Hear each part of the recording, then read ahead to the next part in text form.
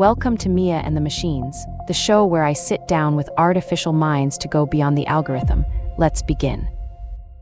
Imagine having an AI that can help you with coding and even build a website for you. Sounds like science fiction, but it's becoming a reality. So what's the big deal about Muse Spark? It's a multimodal reasoning model, which means it can understand and generate both text and images, making it really versatile. That's right, and it's also great at coding, reportedly able to build out a Flappy Bird clone fairly easily, which is something that other models struggle with. What does that mean for us? How can we use this model in our everyday lives? Is it going to make our lives easier or just replace human workers? Well, it could definitely make certain tasks easier, like generating system theme sites or troubleshooting home appliances. But as for replacing human workers, I think it's more about augmenting their capabilities. I'm not so sure. I think it's a bit of both.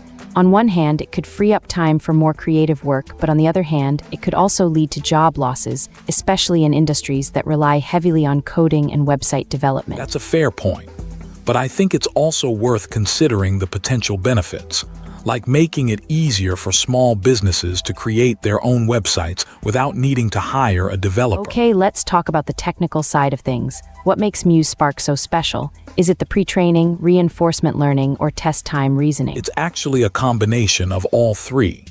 The pre-training makes it more efficient. The reinforcement learning provides stable predictive environments, and the test time reasoning allows it to deliver stronger performance across increasing latency. So what does that mean for the average person? How can they use Muse Spark to improve their own workflow or business? Well, for one, it could help with tasks like lead generation, SEO audits, and content creation. It's like having a 24/7 AI employee that can help with sales, marketing, and growth. That sounds amazing, but also a bit too good to be true. What are the limitations of Muse Spark? What can it do? One of the limitations is that it's still behind top-tier models in certain areas, like long horizon agent tasks and more advanced coding tasks. But Meta is clearly improving fast and scaling their stack, so we can expect to see improvements in the future. All right, so what's the takeaway here? What can our listeners expect from Muse Spark, and how can they use it to improve their own lives? I think the takeaway is that Muse Spark is a powerful tool that can help with a variety of tasks, from coding to content creation. It's not perfect, but it's definitely worth exploring, especially for small businesses or individuals looking to augment their capabilities. And finally, what's next for Muse Spark? Will it become a game changer in the AI industry or just another tool in the toolbox? Only time will tell, but one thing is for sure. Muse Spark is definitely worth keeping an eye on. It has the potential to change the way we interact with AI and make our lives easier in the process. Thanks for tuning in to this episode of Mia and the Machines.